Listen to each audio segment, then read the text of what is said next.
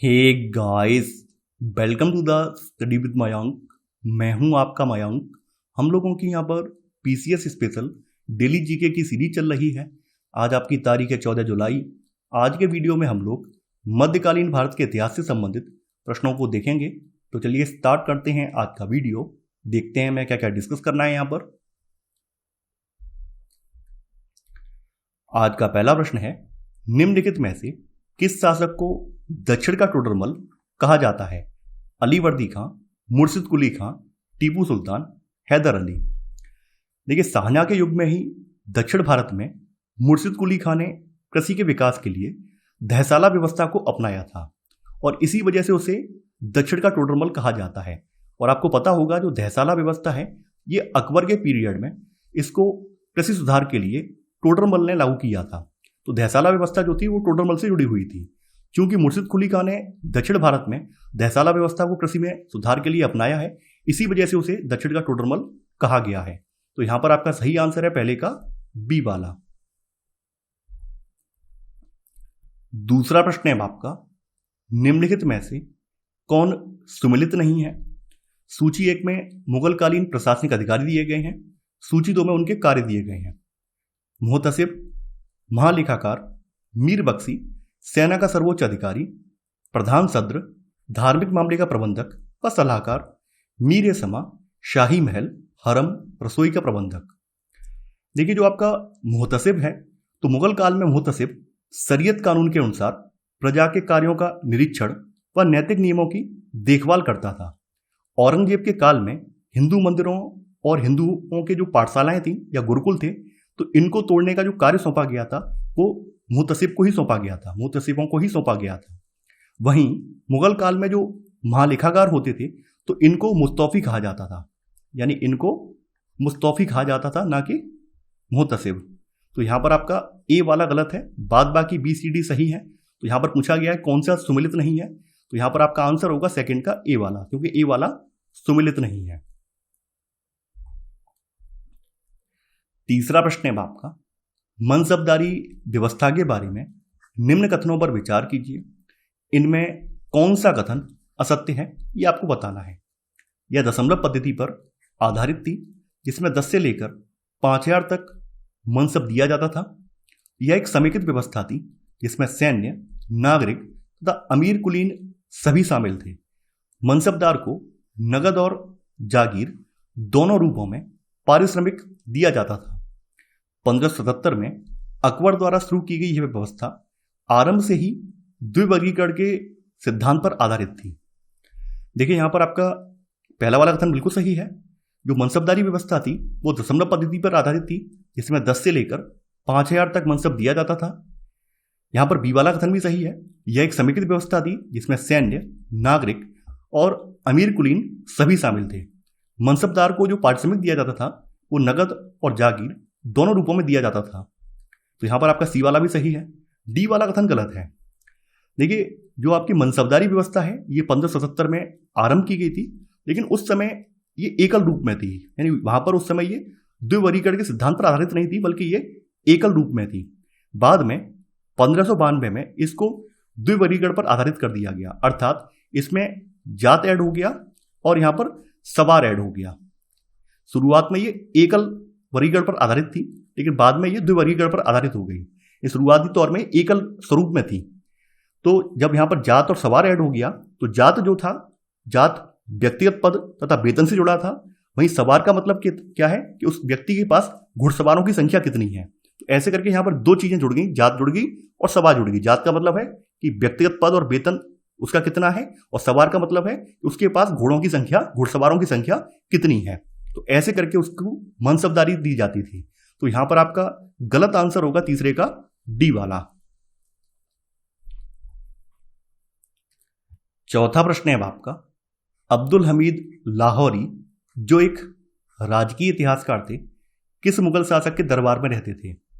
अकबर के, औरंगजेब के, शाहजहां के, मोहम्मद शाह के। देखिए, अब्दुल हमीद लाहौरी मुगल शासक शाहजहां का दरबारी इतिहासकार था। शाहजहां के दरबार में लाहौरी के अलावा कादरी और वारिस भी इतिहासकार थे। 5वां प्रश्न है आपका, निम्नलिखित में से किस मुगलकालीन राजकुमार को शाह ए बुलंद इकबाल की उपाधि प्रदान की गई? शहजादा सलीम, शहजादा खुसरो, शहजादा दारा, शहजादा शाह सुजा। शाहजहां के सबसे बड़े और सबसे प्रिय पुत्र दारा सिको, जिसे बहादुर के नाम से भी पुकारते थे, तो इसको शाह ए बुलंद इकबाल की उपाधि प्रदान की गई। दारा जो था वो सबसे शिक्षित, उदार विचारों से युक्त और अकबर के धार्मिक सहिष्णुता पर पूर्णतः विश्वास करने वाला व्यक्ति था। तो यहां पर आपका सही आंसर है 5वें का सी वाला, शहजादा दारा। अब देखिए यहां पर शहजादा सलीम जो है ये जहांगीर का नाम है, ये बात आप लोग जानते होंगे। शहजादा सलीम जो है जहांगीर का नाम है। सलीम और अनारकली वाली जो लव स्टोरी है वो आपने सुनी होगी, तो शहजादा सलीम ये वही जहांगीर है। इसके अलावा यहाँ पर खुसरो जो है ये अकबर के बेटे थे, यानी कि खुसरो जो है ये भी अकबर का बेटा है और शहजादा सलीम भी अकबर का बेटा है, ये दोनों अकबर के बेटे हैं। वहीं दारा सिको और शाह सुजा ये शाहजहां के बेटे हैं। तो यहां पर आपका सही वाला आंसर है 5वें का सी वाला।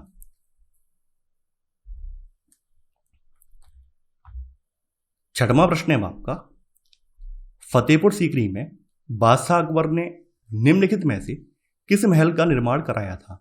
मोती महल, पंच महल, रंग महल, हीरा महल। अकबर ने सलीम के, यानी सलीम का मतलब जहांगीर के जन्म के बाद, सूफी संत शेख सलीम चिश्ती की प्रति आदर प्रकट करने के लिए आगरा के निकट फतेहपुर सीकरी नगर की स्थापना की थी, ये बात आप लोग जानते होंगे। और 1571 में अकबर ने इसे अपनी राजधानी भी बनाया था।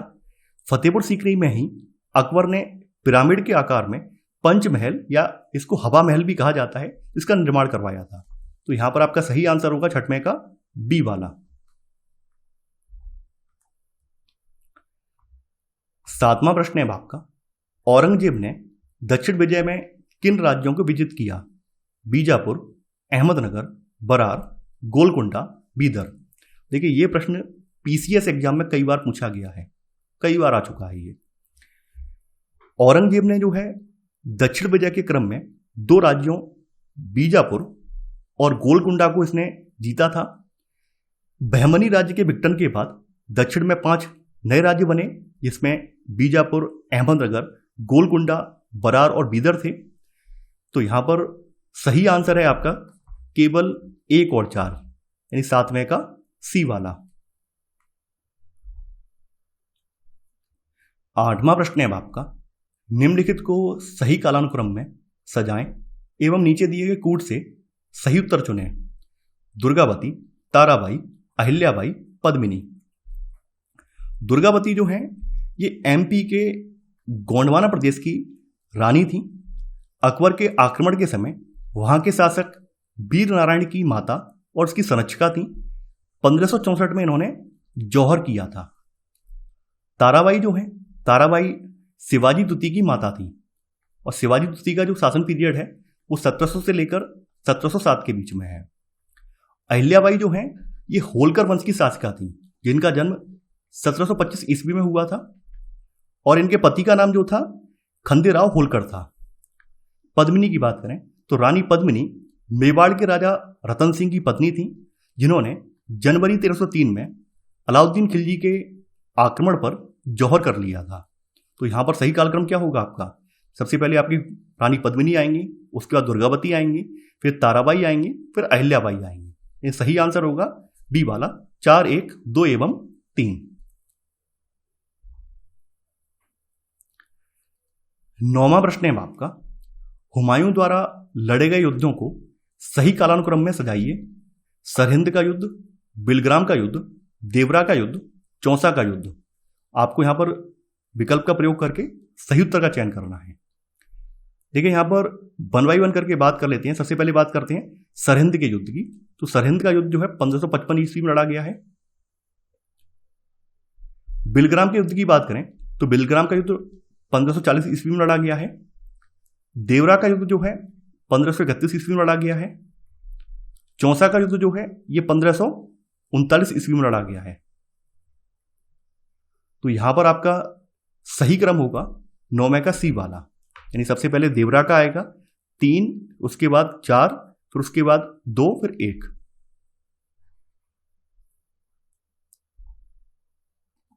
दसवां प्रश्न है आपका, मोहम्मद बिन कासिम के किस अभियान में बौद्ध भिक्षुओं ने बिना युद्ध किए उसकी अधीनता स्वीकार कर ली? देवल अभियान, निरोन अभियान, रावर अभियान, मुल्तान अभियान। मोहम्मद बिन कासिम अपने देवल अभियान के बाद निरोन की ओर बढ़ा, जहां पर बौद्ध भिक्षुओं ने बिना युद्ध किए उसकी अधीनता स्वीकार कर ली। देवल अभियान जो था वो मोहम्मद बिन कासिम का पहला अभियान था, वहीं जो मुल्तान अभियान था ये इसका अंतिम अभियान था। तो आपका सही आंसर है 10वें का बी वाला। तो ये था हमारा आज का वीडियो। आई होप आपको आज का वीडियो पसंद आया होगा। आप लोग इस वीडियो को लाइक और शेयर करना बिल्कुल ना भूलें। तो चलिए आज के लिए बस इतना ही। Thanks for watching. जय हिंद।